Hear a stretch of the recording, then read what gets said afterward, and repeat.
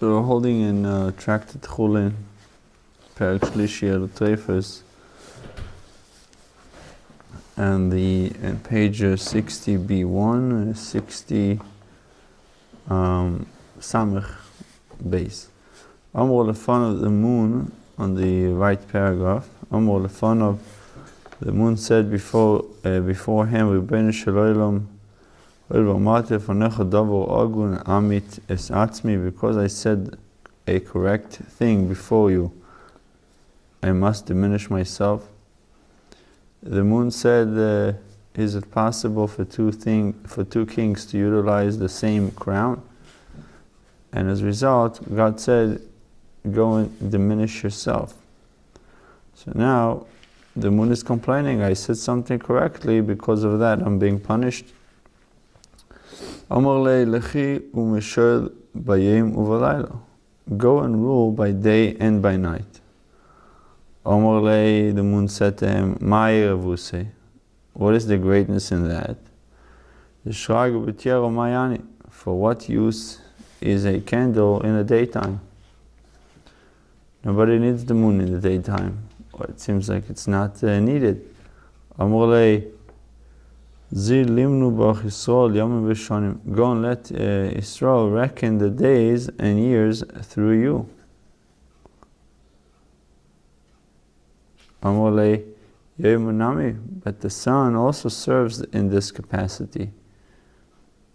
For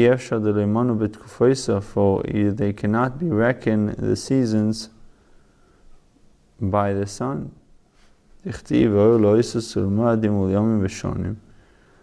As it is written, and they, the two major luminaries, shall serve for signs and for festivals and for days and years.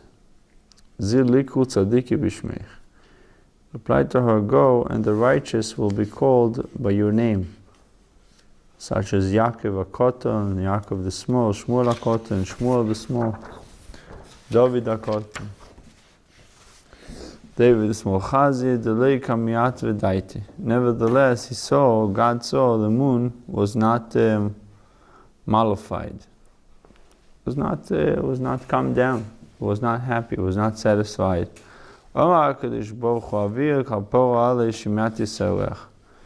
God said, I need to bring korban chatos. I need to bring an atonement on my behalf for having diminished the moon.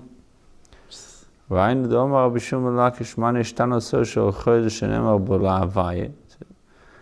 is the meaning of that which Rabbi Shimon Lakish said. Why is the he-goat of Rosh Chodesh different from other Musaf he-goat? That the pasuk for Hashem is stated regarding it. Amar HaKadosh Baruch Hu Soyer Zeh Yechapor Alei Shemat Yisrael. This he-goat shall be an atonement for my having diminished the moon. What an example. Yeah, so Rosh Chodesh is for Hashem. La'avai. Yet another agadic teaching related to creation. Ravasi Romi Ksiva Teitzos Deshe Bislas B'Shabbat. Ravasi posed the following contradiction. It is written in that the earth brought forth vegetation on the third day of the week. The third day of the week of creation, that's the day of vegetation.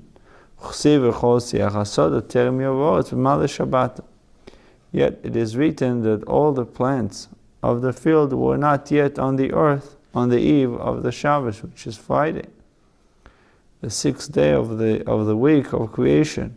How are these verses be reconciled? One says there was vegetation on Tuesday already. One says there was no vegetation on Friday. Seeming contradiction teaches that the various types of herbage emerged on the third day, but they remained at the portal of the ground in anticipation of the rain that would enable them to sprout. Till Adam, the first man, came and prayed for them. Whereupon the rain fell and they sprouted. Lamed Shakrish Baruch Hu Misavelis Filoshin Tzadikim, to teach you that Hashem, blessed is He, desires the prayers of the righteous. A related incident is cited of Nachman bar Papo Havile Aiginto. Nachman bar Papo had a certain garden. Shodei Bei Bizrone V'lei Tzomach. He planted it with seed, did not sprout. Borach Mosamito V'Tzomach. He prayed, and then rain came and it sprouted. You must have prayed good now. Omar Ainu de Ravasi, thereupon he said, this is a manifestation of the teaching of Ravasi. Returning to the Mishnah's subject, identifying kosher animals, the Gemara focuses on a certain non-kosher creature mentioned in the Torah. Omar Rav Nachum Varavo, Ashesua Beria B'fnei Atzmi. The Shesua is a creature in and of itself. Sheyesh lo shnei gabin v'shnei shidrois. It has two backs and two spinal columns. V'chi Moshe Rabbeinu kinigi oyo balistri. Now, was our teacher Moshe a kingri or balistri, a hunter or an archer, that he should have independent knowledge about the existence of such an exotic animal? Again, we're talking about an animal that has Two columns. two backs and two spinal columns.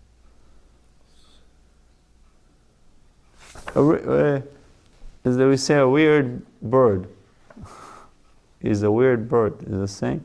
This was a weird animal. Perforce, we derive from here a refutation of anyone who says that the Torah is not handed down from heaven. A comment relating to the elegant language used by Rav Chanan bar Rava. Amar Rav Chisda Rav Tachlifa bar Avina. Rav Chisda said to Rav Tachlifa bar Avina, Zil kesoiv kingi uvalistri ba'agadatech ufarosha. Go write down this teaching using the unique words kingi and balistri in your collection of Agada, but explain these words in writing as well.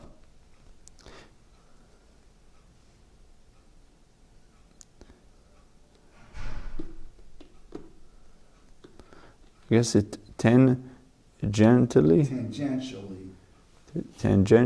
the Gemara cites another teaching that led to a similar comment by Rav Chisda. Ves chameshes sarne plishtim ha'azosi v'ashdodi ha'ashkeloni ha'giti v'aikroini v'a'avim. Scripture enlisting the parts of the land of Israel that remained unconquered at the time of Yeshua's death, the territory of the 5 princes of the Philistines, the Gazite, the Ashdodite, Ashkelonite, and the Giti, and the Kroini, and the Ivim. Omar Chamisha v'choshev shita. The pasuk initially says 5 princes, but then it counts 6. How is this to be explained? Omar Rabbi Yonason Arnukei Shalon Chamisha. Distinguished ones among them who were actual princes, numbered only 5. For the land of the Avim was merely a fiefdom.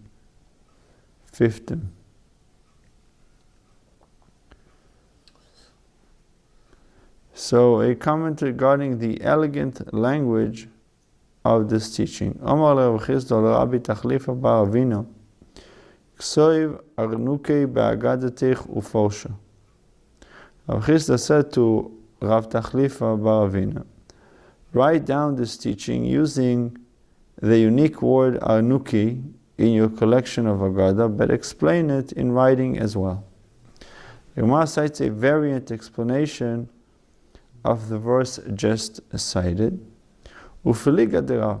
And Rav's explanation of the verse differs from that of Rabbi Menashe. Domarav, Avi Meteiman Bo. The pasuk states 5 Philistine princes, because the Avim that is mentioned afterward actually descended from Teiman and were not Philistines. Rav's explanation is supported. Tanya Namiachi, it was taught similarly in a Baisa. Avim Meteiman Bo, Velama Nikra Shmon Avim. Avim descended from Teiman. Why they were named Avim? Sheivsus Mekeim, because they brought ruin on their homeland by abandoning it and settling among the Philistines.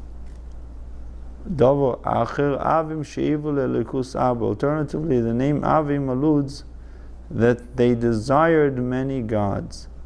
They joined the Philistines out of a desire to adopt their deities.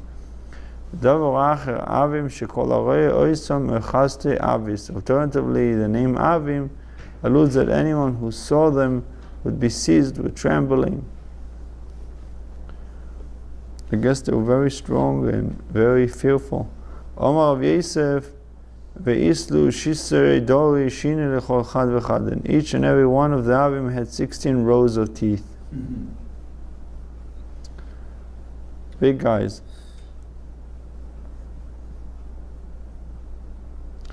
In 31 it says they practiced cannibalism. That's what they mean by Chatum Sefer said that's what it means by 16 rows of teeth. There are many verses in the Torah that one reads superficially are seemingly trivial and worthy of being burnt. So superficially they are seemingly trivial, but these specific verses are actually essential elements of the Torah, for upon analysis they yield profound lessons. Rish Lakish provided the first of several examples. As for the Avim who dwell in open cities until Gaza,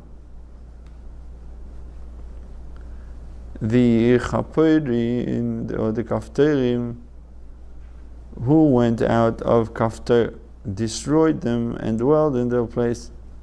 What difference does this fact make to us that the Torah should bother to state it? Does it matter whether the inhabitants of these cities are Avim or Kafterim? Actually, however, the Torah teaches an important lesson. Since Avimelech, the Philistine king, had made Avram swear, Im tishker li ulenini ulenechdi, that you will not deal falsely with me, nor with my son, nor with my grandson. And these generations had not yet passed on. The Israelites were enjoined from driving the Avim, who are Avimelech descendants, from their cities, meaning that they had to keep to the Shvuah, to the oath of Avram. Omar HaKadosh Baruch Hu, the Holy One blessed is He, said, Leisu kaftorim lipku ma'aviv da'inu plishtim. Let the Kaftorim come first and conquer this territory from the Avim, who are Philistines. V'leisu Yisrael lipku meKaftorim, and let the Israelites then come and conquer it from the Kaftorim, because we didn't have any treaty with Kaftorim, we had a treaty with the Philistines. Rish Lakish provides another example of such a pasuk. Cheshbon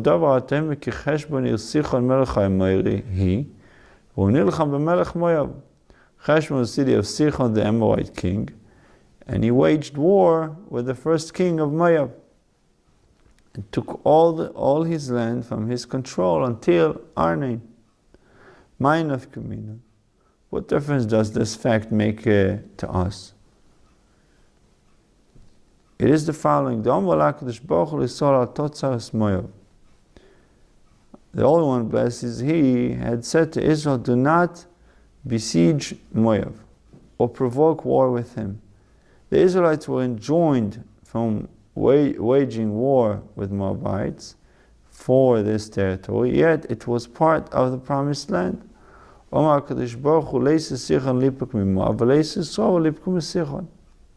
Sichon, the Amorite king, come and conquer Moab, and let Israel then come and conquer it from Sichon. So never directly from Moab, never directly from the Philistines. And this is the meaning of that which Rav Papa said, portions of the territory of Ammon and Moab were purified by Sichon, for his conquest prepared them to be occupied by the Jewish people. Rish Lakish provides yet another example of the pasuk that superficially seems trivial, yet actually yields a valuable lesson. Sidonim would call Hermon Siryon, and the Amorite would call it Sinir. What difference does it make to us if they call it this way, they call it that way? Siryon, Sinir. Hermon is Hermon. Tana Sinir, Siryon Me'or Eretz Yisrael. Sinir and Siryon were actually two of the mountains of the land of Israel. Yet the Torah states that the Sidonites and Amorites respectively attach these names to Hermon. This teaches that each and every one of the nations of the world went and built itself a large city, and named it after one of the mountains of the land of Israel. This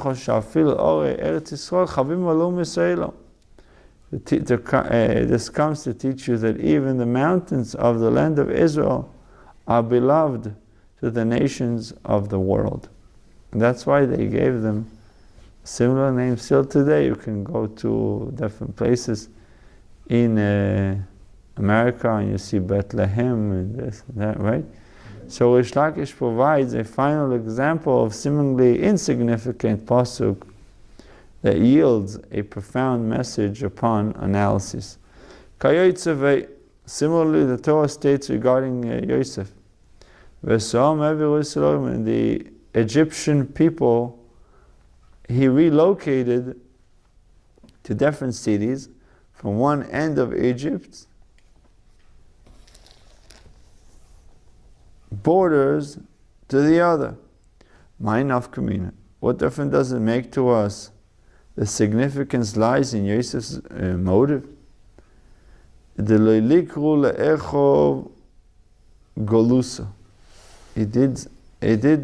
this so that his brothers should not be called exiles. So he exiled the Egyptians themselves, right? He told them, pay me for the food I'm giving you. The years of famine, so they paid with money. When the money ran out, they paid with the land. And so but Yosef wanted the land to yield, right? Wanted them to work the land. So he didn't want them to work their own land, because then they would feel it's theirs.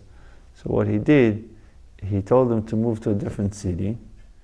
Those who were living in one city in Mitzrayim told them to move to another city. And they worked, each one worked a different land. So they're all feeling like they're in exile. They couldn't tell the Jews, you are foreigners, because they were foreigners in their own land. Simon Erflunem, where the Mishnah stated the signs of a kosher fowl were not stated biblically. The Gemara says, V'loi. Now, were they not stated? V'atanya, it was taught in a Baisa Nesher. Scripture lists the Nesher among the non-kosher birds, the eagle. We therefore reason as follows.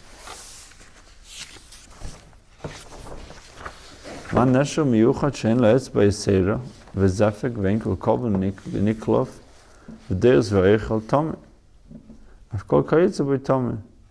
Just as the Nesher is unique, today in modern Hebrew, Nesher translate to eagle, but over here it didn't mention exactly if it's eagle or another type of vulture. But most likely it's an eagle. So just as the Nesher is unique, what's unique about the Nesher? In that it does not have an added toe, nor a crop. And its gizzard cannot be peeled, and it claws and eats. How does it eat? You've ever seen an eagle? They bite and They Tear everything no, else. they catch their prey with their claws. yeah. That's the point. That's what he says. And claws and eats. Tameh, and is non-kosher. Afkol kayitzav tameh. So too any bird that is similar to the Nesher in all these respects is non-kosher. Toirin, in contrast, the Torah teaches that Toirin are kosher. We therefore reason as follows. Toirin is pigeons, right? Sheyesh lo an etz beiseiro. Just as Toirin are unique, that they have an added toe, v'zefek, and a crop, v'kulkiv v'niklaf, and a gizzard that can be peeled, v'ein dosin v'erchlin, and they do not claw and eat. What is crop? I forgot. Crop. It's right. If you look at the esophagus, it looks like a bag. Okay. Next to the esophagus, it's just like an added bag. That's the food stay there before it goes into the digestive. And they do not claw and eat. Tehirin, and they are kosher. So to any bird that is similar to Tehirin, in this respect, is kosher. The Brisa teaches that the signs of kosher fowl are derived from scriptures describing the Nesher as non-kosher and the Torah as kosher. This contradicts our Mishnah, which teaches that the signs of kosher fowl are not stated biblically. Obviously it was. By mentioning Nesher, mentioning Torah, the signs were given to you. You know, this is not kosher, so anything similar to the eagle is not kosher. And this is kosher, so anything similar to the Torah, to the bird, is kosher. But it's not explicit, like for the cow. So let's see if that would be the answer. Omar Abaye, l'nemar pirushim medivre Torah. The explication of these signs were not stated biblically. Like you're saying, it wasn't specifically said. Ela medivre Torah, but rather was brought to light by the words of the Sofrim, the words of the scribes. Tani Rabbi Chia b'simon echad toher. A bird that comes, Rabbi Chia taught the following brayso. A bird that comes before us with even a single sign of a kosher bird, a single sign of the kosher birds is considered kosher. Why? Because it is not similar to the Nesher. Rabbi Chia explains that since the Torah specifies that the Nesher is non-kosher, we learned the Nesher delates the klal hu de lo teko. Ika de isle chad teko. It is only birds like the Nesher which has no kosher sign at all, that you may not eat. But if there is any bird that has at least one kosher sign, you may eat. You may eat it, provided it is not one of the birds that the Torah expressly forbids. The Gemara questions the assertion that the signs of kosherness are defined by the Nesher. But let us derive the signs of kosherness from the Torah's mention of Toirin as follows. Ma Toirin dika kula ba, just in the case of Toirin. All four kosher signs are present. The Torah considers them kosher. Afachanami adika kula ba. So to here, in the case of all other birds, they are not considered kosher unless all four kosher signs are present. Instead of learning it from Nesher, learn it from the Torah. Then you need four signs. Imkain, if it is so, that all the birds that are unlike Torin are prohibited.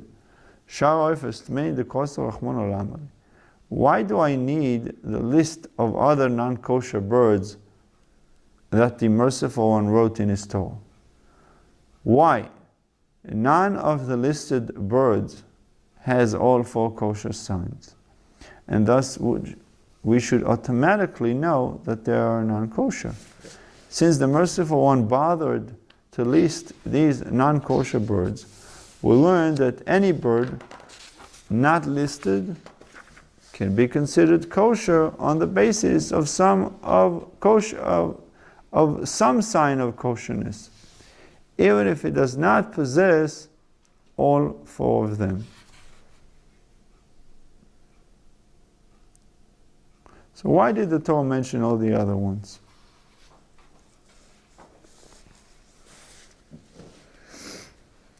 If I'm learning it from Torah, from pigeons, and pigeons have all 4 signs, and obviously the hawk and all the other vultures of the Torah list, they don't have all these. Why did the Torah mention them? Mention the nesher, and that's it. V'neilof minayu, but let us derive from them the fowl that the Torah explicitly lists as non-kosher. That a bird is not considered kosher on the basis of 3 kosher signs. For let us reason as follows. Ma hosom tloso le'achlina, just as there in the case of the non-kosher birds that are listed explicitly, there are in many instances 3 kosher signs, and nevertheless we may not eat the birds. Av kol teloso v'lo nechol. So too, in every instance of a bird that possesses only 3 kosher signs, we are not allowed to eat it. And certainly we should not be allowed to eat a bird that possesses only 2 or 1 kosher signs. Why do I need the inclusion of the erev, the raven, the crow, in the list of non-kosher birds that the Merciful One wrote? The erev has only 2 signs of kosherness. Now, if even a bird that has as many as 3 kosher signs, we may not eat. Then regarding a bird that has only 2 such signs, can there be any questions whether we may eat it? Obviously it is forbidden, since the Merciful One bothered to list the erev as non-kosher. We may infer that any bird not listed can be considered kosher on the basis of less than 3 signs of kosherness. But then let us derive from the erev that any bird with only 2 signs of kosherness is considered non-kosher. For let us reason as follows. Ma hosam treiloi, af kol treiloi. Just as there in the case of the erev, there are 2 kosher signs present, and we may not eat it, so too in every instance of a bird that has only 2 kosher signs, we may not eat it. Why do I need the inclusion of the peres, a type of a vulture, and oznia, osprey, in the list of non-kosher birds that the Merciful One wrote? Now, if even a bird that has 2 kosher signs we may not eat, then regarding a bird that has only 1 sign of kosherness, can there be any question? If you have 2 kosher signs, you can eat it. How much more so if you have only 1 kosher sign that you should not eat it? Obviously it is forbidden, since the Merciful One bothered to list the peres and oznia as non-kosher. We'll learn that any bird not listed can be considered kosher on the basis of even 1 kosher sign. But let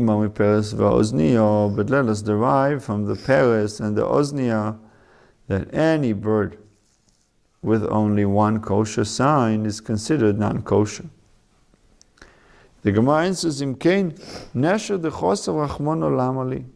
why do I need the inclusion of the nesher in the list of non-kosher birds that the Merciful One wrote,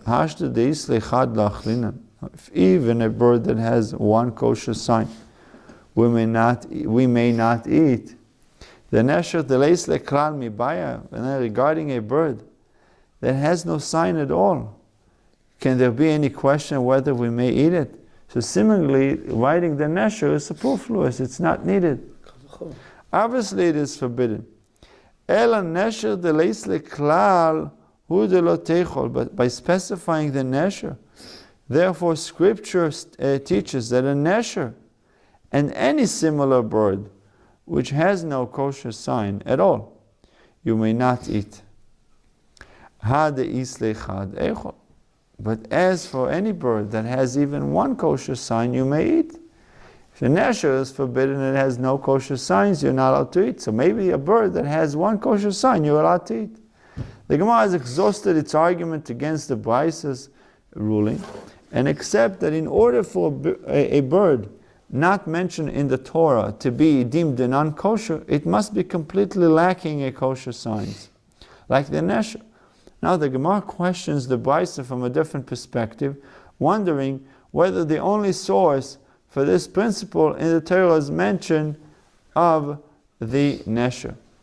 But now it emerges from the Braisas that the reason a bird is deemed kosher on the basis of a single kosher sign is that the Merciful One wrote specifically that the nesher, which has no kosher signs, is non-kosher. But if not for this, I would have said that we should derive from the cases of Peres and Oznia that a bird with non-kosher sign is non-kosher. How can this be so? Why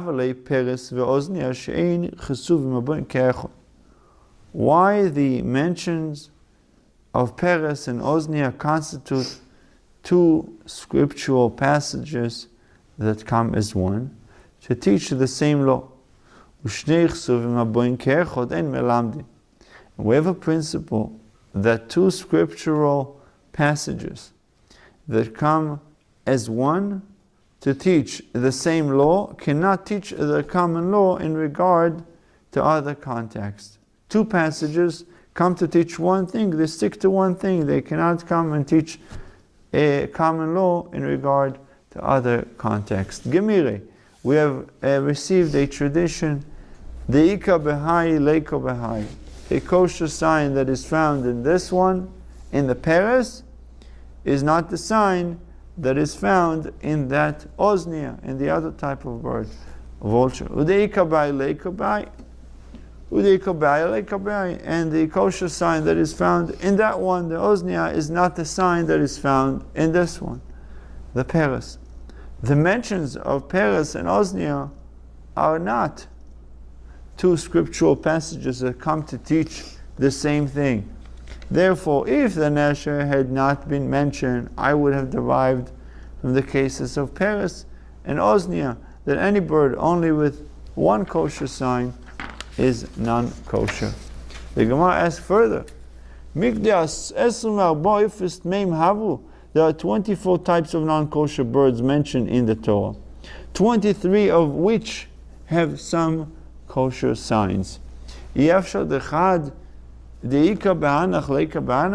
is impossible to assume that the one kosher sign that is present in each of these, the Peres and Oznia, is not also present in some of those other birds. For sure you will find some identical signs in the 23 birds. These verses constitute two scriptural passages that come as one to teach the same thing. And they cannot teach the law in regard to other context. So the question therefore returns, why did the Torah need to specify the nesher? There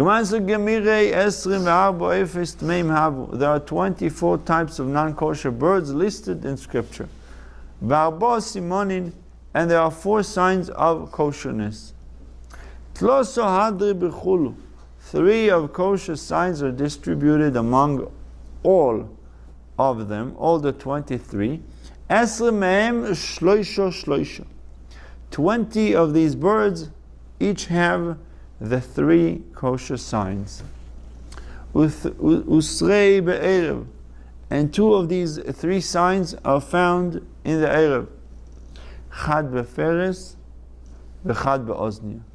1 kosher sign is found in the peres, 1 in the oznia. But the kosher sign that is found in the peres is not the one that is found in the oznia. Furthermore, one of these two birds has a sign that is among the 3 signs shared by the rest, but the other, either the peres or the oznia, has the 4th kosher sign that none of the other possesses. The Torah has taught only once that a bird with this 4th sign is non-kosher. Ma'u d'seima leilif mino. Ma'u d'seima leilif minei. You might therefore have said that we should derive from this bird that any bird with that particular kosher sign, but no other kosher sign, is non-kosher. The merciful one therefore wrote that the nesher is non-kosher to teach that nesher deleis leklal hu deleitecha. It is only the nesher and any similar bird which has no kosher sign at all you may not eat. But if there is any bird that has at least 1 kosher sign, you may eat it.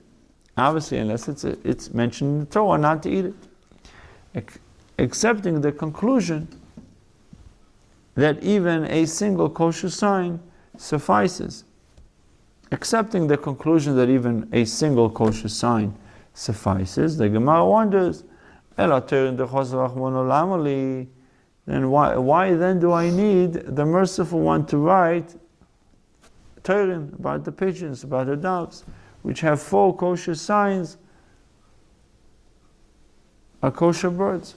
We have all the 24 different birds that the Torah tells us if it has only, even though it has this one and had that kosher sign, or doesn't have any, are not kosher. Why do I need a Torah in the pigeons? The Torah is specified only to declare it fit for an offering, not to establish that it is kosher, being used for the offering.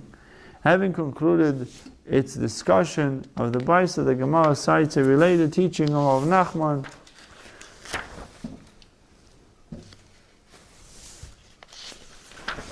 Amar of Nachman, Hoyo Boki Boinu Bishmei, if one was expert in identifying the peres and oznia, and in identifying all the birds that go by their names, Oiv habo b'simon toher, then the law is that any bird that comes before him possessing only 1 sign of kosher birds, but not the other 3 signs that he knows is not called.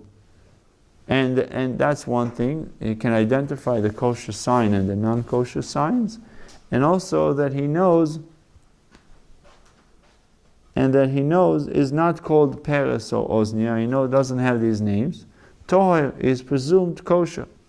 Lo yovoki v'anu b'shmisein b'simon nechatom. But if one was not expert in identifying them, the peres and oznia, and in identifying all the birds that go by their names, b'simon nechatom, then a bird that comes before him with 1 sign of the kosher birds must be treated as non-kosher, since it might be a peres or oznia b'shnei simonim toyer, but a bird that comes before him with 2 but not 3 signs of the kosher birds is presumed kosher, provided that he can recognize the erev.